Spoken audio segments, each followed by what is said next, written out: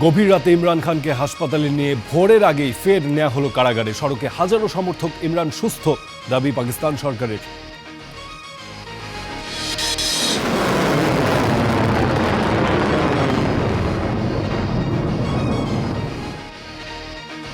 ইরানকে চাপে রাখতে আরো ব্যাপক মার্কিন নিষেধাজ্ঞায় চীনকে পাশে চায় ওয়াশিংটন। সায় নেই বেইজিংয়ের, অর্থনৈতিক সন্ত্রাসবাদ বলছে ইরান।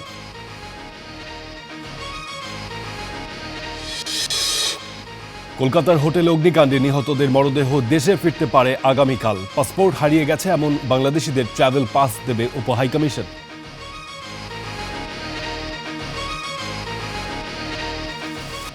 আমন্ত্রণ স্টার ওয়ার্ল্ডে, আমি ফারজিন খান আছি আপনাদের সঙ্গে। শিরোনামগুলো দেখছিলেন। 3 বছরের বেশি সময় ধরে কারাগারে বন্দী ইমরান খান। প্রকাশ্যে নেই তার ছবি, আদালতে হয় না হাজিরাও, কারাগারেই শুনানি। অথচ তাকে ঘিরে পাকিস্তানের রাজপথে এখনও থামেনি জনতার উচ্ছ্বাস। গভীর রাতে কারাগার থেকে হাসপাতালে নেওয়ার পথে ইমরানকে এক নজর দেখতে সড়কে সড়কে হাজারো সমর্থক অপেক্ষায় ছিল। যদিও হাসপাতালে নেওয়ার পর ভোরের আলো ফোটার আগেই আবারও তাকে ফিরিয়ে নেওয়া হয় কারাগারে। সাধারণ মানুষকে ঘুমে রেখে কড়া পুলিশি নিরাপত্তায় কারাগার থেকে হাসপাতালের পথে ইমরান খানের গাড়িবহর। কিন্তু মানুষটির নাম যখন ইমরান খান, তখন নিরাপত্তার এই কৌশলও কোনো কাজে আসেনি। রাওয়ালপিন্ডির আদিয়ালা কারাগার থেকে ইসলামাবাদের শিফা ইন্টারন্যাশনাল হাসপাতালে নেয়ার পথে ইমরানকে এক নজর দেখতে সড়কে সড়কে জড়ো হন সাধারণ মানুষ। সমর্থকদের কাছে মুহূর্তটি ছিল আবেগ আর উচ্ছ্বাসের। যদিও ইমরান খানকে দেখা যায়নি, তবে জানতেন পুলিশি নিরাপত্তায় ঘেরা এই গাড়িবহরের ভেতরেই আছেন তাদের প্রিয় নেতা।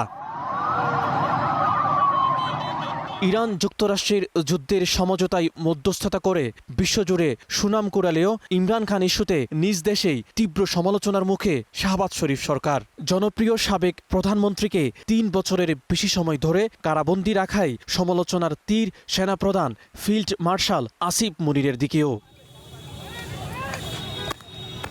পিটিআইকে নেতৃত্ব শূন্য করতে গণগ্রেপ্তার, কার্যালয়ে তল্লাশি, সভা সমাবেশে ইন্টারনেট বন্ধ করে 144 ধারা জারি। সব চেষ্টাই করে গেছে পাকিস্তান সরকার। কিন্তু সাধারণ মানুষের এই উপস্থিতি বলে দিচ্ছে পাকিস্তানের মানুষের হৃদয়ে এখনো রয়ে গেছে ক্যাপ্টেন খানের নাম। खान साहब को शिफा इंटरनेशनल हॉस्पिटल लाने की बात है। সর্বশক্তিমান আল্লাহ কখনোই খান সাহেবকে জীবনে অপমানিত হতে দেননি। কোনো লড়াইয়েই তিনি কখনো পরাজিত হননি। এমনকি যখন পুরো বিশ্ব মনে করেছে তিনি হেরে গেছেন, তার সবকিছু শেষ হয়ে গেছে, তখনও আল্লাহ তাকে সেই জায়গা থেকে ঘুরে দাঁড়ানোর শক্তি দিয়েছেন। মিডিয়ায় ইমরানের ছবি অঘোষিত নিষিদ্ধ, প্রকাশ্য আদালতে হাজিরা হয়নি একবারও।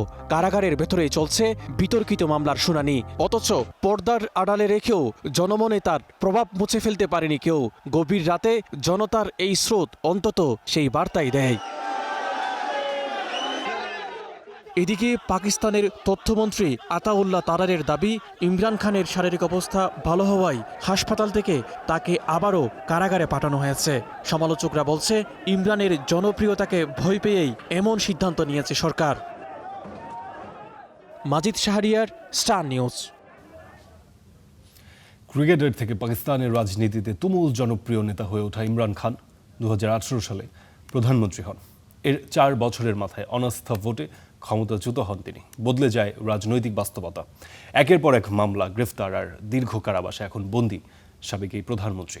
180টির বেশি মামলায় মোট 65 বছরের কারাদণ্ড দেওয়া হয়েছিল তাকে। কিভাবে ক্ষমতার শীর্ষ থেকে কারাগারে গেলেন ইমরান খান, দেখুন প্রতিবেদনে। 2018 সালের 18 আগস্ট পাকিস্তানের 22তম প্রধানমন্ত্রী হিসেবে শপথ নেন ইমরান খান। সে বছর দেশটির সাধারণ নির্বাচনে ইমরান খানের দল পাকিস্তান তেহরিকে ইনসাফ পিটিআই জয় পায়। সবকিছু ঠিক চললেও প্রধানমন্ত্রীত্বের 3 বছর পার হওয়ার পর শুরু হয় বিড়ম্বনা। দেশটির রাজনীতিতে পর্দার আড়ালে বড় ভূমিকা রাখা সামরিক বাহিনীর সাথে ইমরান খানের ছিল সুসম্পর্ক। তবে গোয়েন্দা সংস্থা আইএসআই এর প্রধান নিয়োগ দেয়াকে কেন্দ্র করে সেনাবাহিনীর সাথে বাড়তে থাকে দূরত্ব। জনাব স্পিকার, এরপরই পার্লামেন্টে বিরোধী দলগুলো ইমরান খানের বিরুদ্ধে অনাস্থা ভোটের প্রস্তাব আনে। 2 দফার ভোটে নিজের দলের এমপি ও জোট শরিকদের অনেকেই সরে আসে। ফলে 2022 সালের 10 এপ্রিল অনাস্থা ভোটে হেরে প্রধানমন্ত্রিত্ব হারান ইমরান খান। তিনি দেশটির প্রথম প্রধানমন্ত্রী যিনি অনাস্থা ভোটে ক্ষমতাচ্যুত হয়েছেন।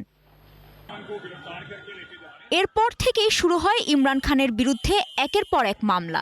ক্ষমতাচ্যুত হওয়ার পর থেকে এ পর্যন্ত 180টিরও বেশি মামলা হয়েছে ইমরান খানের বিরুদ্ধে।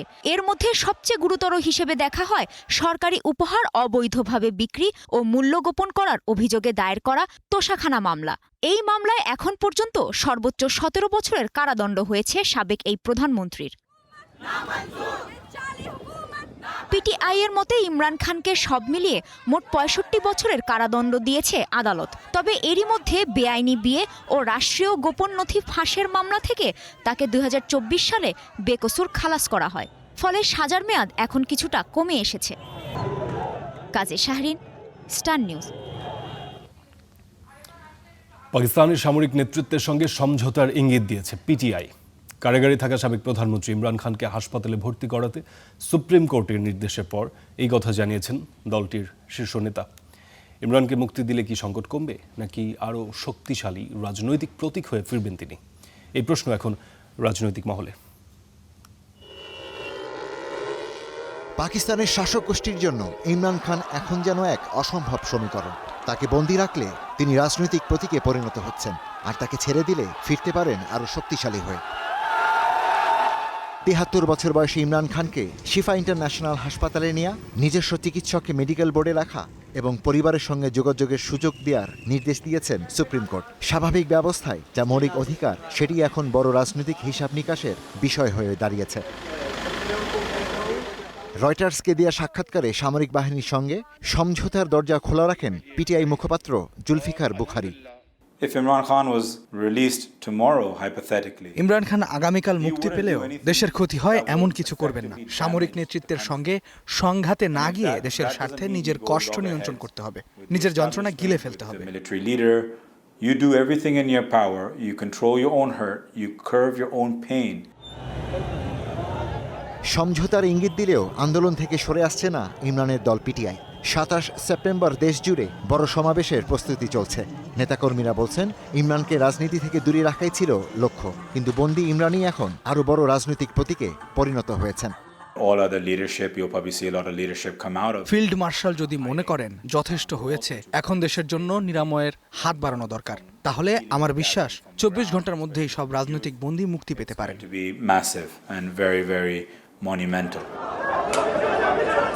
দেশটির রাজনীতি বিশ্লেষকরা বলছেন একজন জীবিত রাজনৈতিক প্রতিদ্বন্দ্বীকে সমালোচনা, পরাজিত কিংবা মোকাবেলা করা যায়, কিন্তু বন্দী অবস্থায় তার মৃত্যু হলে তিনি পরিণত হতে পারেন শহীদ প্রতীকে, যার রাজনৈতিক প্রভাব নিয়ন্ত্রণ করা আরও কঠিন। ইমরান খানকে ঘিরে সংকট শুধু সামরিক নেতৃত্বের নয়, শরীফ ও ভুট্টো জারদারি পরিবারেরও। বেসামরিক কর্তৃত্বের কথা বললেও তারা এমন এক ব্যবস্থার উপর নির্ভরশীল যা দেশের অন্যতম জনপ্রিয় বিরোধী নেতাকে বছরের পর বছর রাজনীতির বাইরে রেখেছে। বিশ্লেষকরা বলছেন আসিম মুনিরের হাতে সেনাবাহিনী, সরকারের হাতে রাষ্ট্রীয় প্রতিষ্ঠান থাকলেও ইমরানের হাতে আছে রাজনৈতিক প্রতীকী শক্তি, যা কোনো পদ বা প্রজ্ঞাপনে তৈরি হয় না। ইমরান খানকে বন্দী রাখলে সমালোচনার সুযোগ, আবার মুক্তি দিলে রাজপথে সরকার বিরোধী কঠোর অবস্থান। পাকিস্তানের ক্ষমতার সমীকরণ এখন এক কঠিন প্রশ্নের মুখে। ইমরান খানকে কিভাবে মোকাবিলা করবে রাষ্ট্র? কারণ কারাগারে রেখে তার শারীরিক অস্তিত্বকে নিয়ন্ত্রণ করা গেলেও তার রাজনৈতিক প্রভাবকে আর বন্দী রাখা যাচ্ছে না বলে মনে করেন অনেক বিশ্লেষক। Ishtiaq Hossain, star news.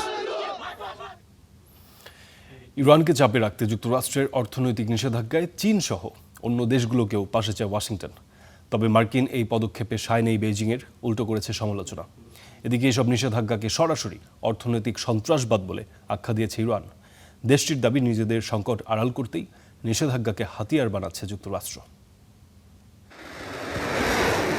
হামলা কিংবা অবরোধ কোনো কিছুতেই ইরানকে দমাতে না পেরে দেশটির ওপর এখন অর্থনৈতিক চাপ আরও বাড়াতে যাচ্ছে যুক্তরাষ্ট্র। তেহরানের বিরুদ্ধে ইতিহাসের সবচেয়ে কঠোর নিষেধাজ্ঞা আরোপের প্রস্তুতি নিচ্ছে ট্রাম্প প্রশাসন।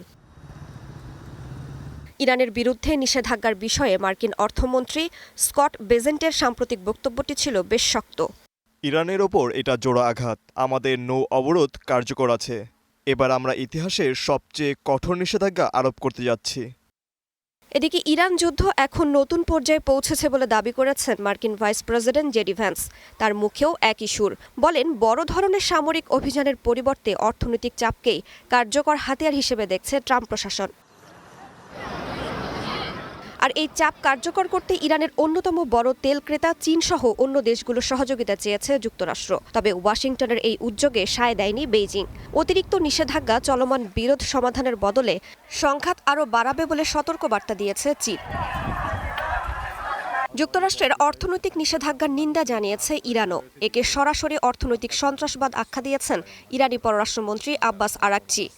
অর্থনৈতিক ডি-ডে ওয়াশিংটনের নিজ সংকট থেকে মনোযোগ সরানোর একটি কৌশল। মার্কিন অর্থনৈতিক সন্ত্রাসবাদ বিশ্বজুড়ে বৈশ্বিক অর্থনীতি ও সার্বভৌমত্বের জন্য হুমকি। পশ্চিমা দেশগুলোর নানা চাপ মোকাবিলায় আঞ্চলিক মিত্রদের সঙ্গে সম্পর্ক আরও জোরদারের বার্তা দিয়েছে তেহরান। বৃহস্পতিবার ইরানের প্রয়াত সর্বোচ্চ নেতা আয়াতুল্লাহ আলী খামেনির দাফনের 40 দিন উপলক্ষে ইরাকের কারবালায় আয়োজিত অনুষ্ঠানে যোগ দেন ইরানি parliament speaker Mohammad Bagher Ghalibaf. এ সময় বাগদাদ, তেহরানের ভাগ্য পশ্চিমা দেশগুলোর রাজধানীতে নির্ধারিত হতে দেয়া যাবে না বলে হুঁশিয়ারি দেন তিনি। রাইসা জান্নাত, স্টার নিউজ। একদিকে যুক্তরাষ্ট্রের বিরুদ্ধে আক্রমণাত্মক কৌশলের পথে হাঁটছে ইরান, অন্যদিকে তেহরানের ওপর অনির্দিষ্টকালের বাণিজ্যিক নিষেধাজ্ঞা আরব আমিরাতের। বিশ্লেষকদের মতে ইরানের জন্য আমিরাতের নিষেধাজ্ঞা মার্কিন নিষেধাজ্ঞার চেয়েও বড় ধাক্কা হতে পারে। তবে তেহরান ও আবুধাবি নতুন এই সংকটের ফলাফল যাই হোক, এর রাজনৈতিক ও অর্থনৈতিক মূল্য দিতে হতে পারে মার্কিন প্রেসিডেন্ট ট্রাম্পকেই। ইরানকে দ্রুত নতি স্বীকারকরণের লক্ষ্যেই ইসরায়েলের সঙ্গে সামরিক অভিযানে নেমেছিল যুক্তরাষ্ট্র। কিন্তু প্রায় 6 মাস পরও সেই যুদ্ধের অবসান তো হয়নি, বরং বদলে যাচ্ছে তেহরানের যুদ্ধ কৌশল। খামেনির মৃত্যুর পর ইরানের নেতৃত্বে কূটনীতিপন্থীদের পাশাপাশি শক্তিশালী হয়েছে কট্টরপন্থী গোষ্ঠী। তাদের অবস্থান শুধু হামলার জবাব নয়, প্রয়োজনে শত্রুর ভূখণ্ডেও আক্রমণ চালানো। ইরানের নতুন সামরিক নির্দেশনায় আক্রমণাত্মক অভিযান বাড়ানোর কথা বলা হয়েছে। ড্রোন ও ক্ষেপণাস্ত্র উৎপাদন বাড়ানোর পাশাপাশি অভিজ্ঞ সামরিক কর্মকর্তাদের গুরুত্বপূর্ণ পদে বসিয়েছে তেহরান। অর্থাৎ যুদ্ধের নিয়ন্ত্রণ আর শুধু ওয়াশিংটনের হাতে রাখতে চাইছে না ইরান। আর এই কৌশলের বাস্তব প্রয়োগ হলে সবচেয়ে বড় ঝুঁকিতে পড়বে মধ্যপ্রাচ্যে থাকা মার্কিন সামরিক ঘাঁটিগুলো। একই সঙ্গে তেলবাহী জাহাজ, সমুদ্রপথ ও গুরুত্বপূর্ণ অবকাঠামোতেও হামলার আশঙ্কা তৈরি হয়েছে।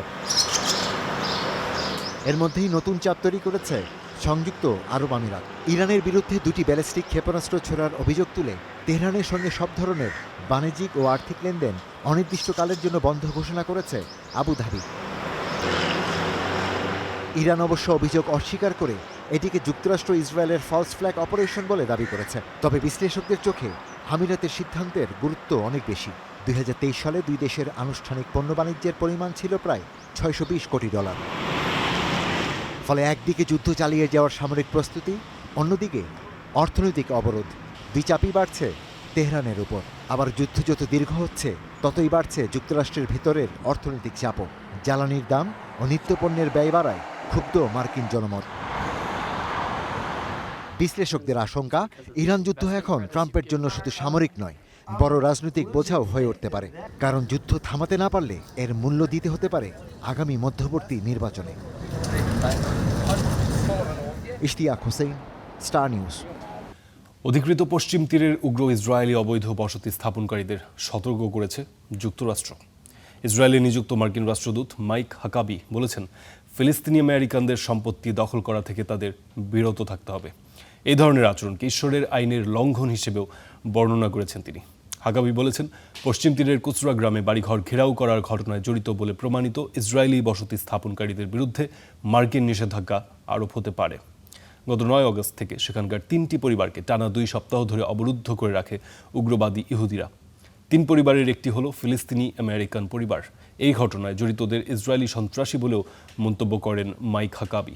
বলেন, উগ্রপন্থী ইহুদিদের প্রতি দেয়া তার বার্তাটি ট্রাম্প প্রশাসনের চেয়েও বড়। কোনো কিছু যদি আপনার না হয় তাহলে আপনি সেটি নেবেন না, এটাই মৌলিক সৌজন্য ও সভ্য আচরণ।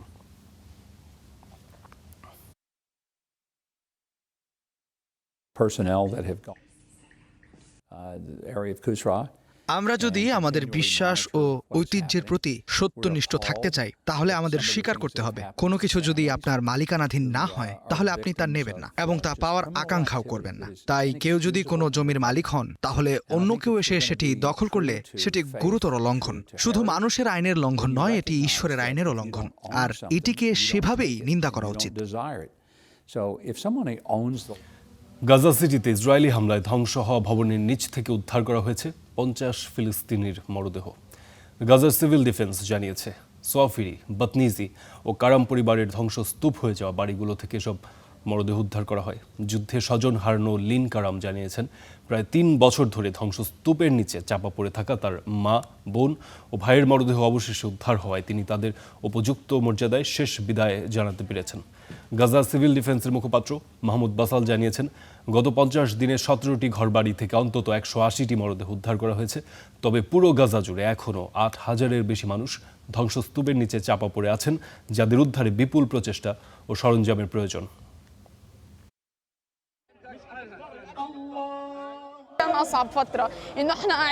উদ্ধার কাজ চলাকালীন সময়টাই ছিল সবচেয়ে কঠিন, কারণ আমরা সেখানে বসে অপেক্ষা করছিলাম যে কাকে বের করা হচ্ছে আর কার কাছে তারা পৌঁছাতে পারছে। অনুভূতিগুলো ছিল ভীষণ কঠিন, বেদনা আর কষ্টে মেশানো।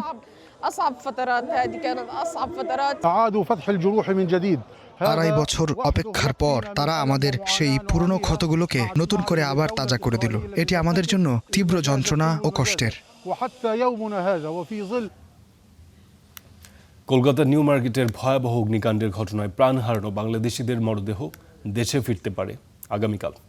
পাশাপাশি এই দুর্ঘটনায় যাদের পাসপোর্ট হারিয়ে গেছে তাদের দেশে ফিরতে বিশেষ ট্রাভেল পাস ইস্যু করবে কলকাতায় অবস্থিত বাংলাদেশ উপ হাইকমিশন, এমন নোটিশ জারি করা হয়েছে। এদিকে মর্মান্তিক এই ঘটনার পর আতঙ্ক ছড়িয়েছে বাংলাদেশি পর্যটকদের মধ্যে। কেউ ফিরছেন বাড়ির পথে, কেউ আবার নিরাপদ আশ্রয়ের খোঁজে বদলাচ্ছেন হোটেল। তবে এর ভিন্ন চিত্রও দেখা গেছে। শোক আর আতঙ্কের মাঝেও নিউ মার্কেট এলাকায় রয়েছে পর্যটকদের স্বাভাবিক আনাগোনা। হোটেল, খাবারের দোকান আর কেনাকাটার স্থানে আছে ব্যস্ততা। এমনকি নিরাপত্তার তেমন কোনো উন্নতি ছাড়াই হোটেলে নতুন অতিথি টানছে দালালরাও।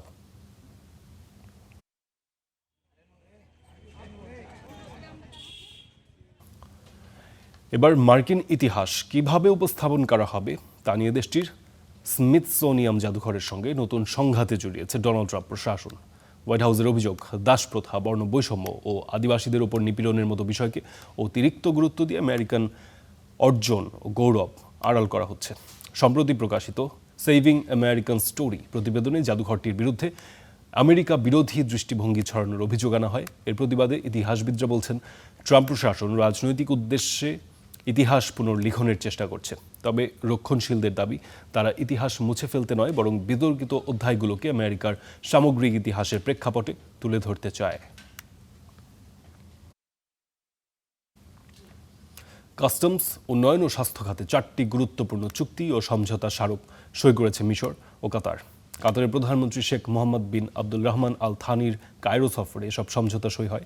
সফরকালে যৌথ সংবাদ সম্মেলনে মিশরের পররাষ্ট্রমন্ত্রী বদর আবদেল্লাতি মার্কিন প্রেসিডেন্ট ডোনাল্ড ট্রাম্পের প্রস্তাবিত গাজা শান্তি পরিকল্পনা এগিয়ে নিতে চলমান মধ্যস্থতার চেষ্টার কথাও উল্লেখ করেন। তিনি জানান, কায়রো ও দোহা যৌথভাবে সংঘাত নিরসন, মানবিক সহায়তা নিশ্চিতকরণ এবং বন্দি বিনিময় চুক্তি কার্যকরের লক্ষ্যে কাজ করছে। দোহা থেকে সাময়িক প্রতিনিধি দল প্রত্যাহার ও নানা গুজবের মধ্যেও শান্তি প্রতিষ্ঠায় ট্রাম্পের এই রোডম্যাপ বাস্তবায়নে উভয় দেশ মধ্যস্থতাকারীর ভূমিকা অব্যাহত রাখবে।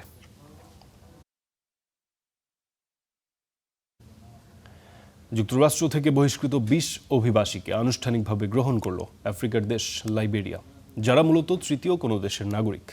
বৃহস্পতিবার রাজধানী মনরোভিয়ায় পৌঁছানোর পর কঠোর নিরাপত্তার মধ্যে তাদের বিমানবন্দর থেকে সরকারি একটি অভ্যর্থনা কেন্দ্রে নেওয়া হয়। এর মধ্য দিয়ে তৃতীয় দেশের নাগরিকদের যুক্তরাষ্ট্র থেকে লাইবেরিয়ায় পাঠানোর নতুন চুক্তি কার্যকর হলো। চুক্তি অনুযায়ী আগামী 12 মাসে সর্বোচ্চ 1200 জনকে গ্রহণ করবে লাইবেরিয়া। দেশটির তথ্যমন্ত্রী জানিয়েছেন, তাদের বেশিরভাগই ভেনেজুয়েলা, কিউবা ও কলম্বিয়া সহ লাতিন আমেরিকার বিভিন্ন দেশের নাগরিক হতে পারেন। তবে প্রথম দফায় আসা ব্যক্তিদের জাতীয়তা প্রকাশ করেনি যুক্তরাষ্ট্র। তাদের অনেকেই নিজ দেশে ফেরত গেলে নির্যাতনের শিকার হওয়ার আশঙ্কায় যুক্তরাষ্ট্রে আইনি সুরক্ষা পেয়েছেন। তবে তৃতীয় দেশে নির্বাসনের এই প্রক্রিয়া নিয়ে স্বচ্ছতা ও মানবাধিকার ঝুঁকি নিয়ে উদ্বেগ জানিয়েছে অধিকার সংগঠনগুলো।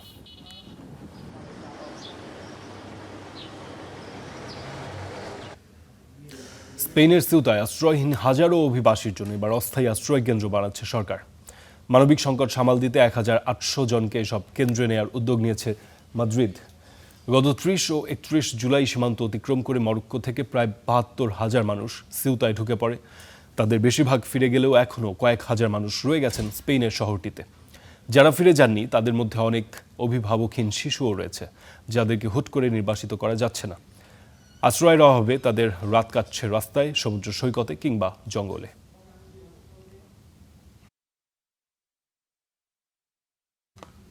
আর এই ছিল স্টার ওয়ার্ল্ডে। আমি ফারদিন খান ছিলাম আপনাদের সঙ্গে।